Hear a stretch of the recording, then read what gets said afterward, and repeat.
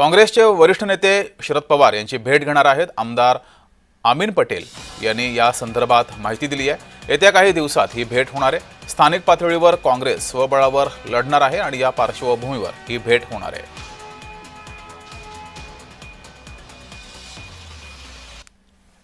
मैं वर्षा गायकवाड़ असलम शेख और जो बॉम्बे की कांग्रेस के सीनियर लीडर है वो आने वाले दिनों में शरद पवार साहब को मिलने वाले हैं।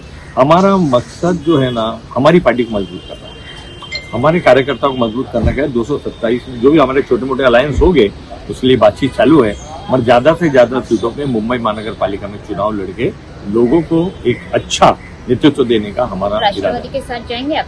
शरद पवार साहब से बातचीत होगी। तर स्थानिक पातळीवर काँग्रेस स्वबळावर लढणार आहे। मात्र या संदर्भात शरद पवार यांच्यासोबत बातचीत केली जाईल असं अमीन पटेल यांनी म्हटलंय। काँग्रेसचे वरिष्ठ नेते शरद पवारांची भेट घेणार आहेत।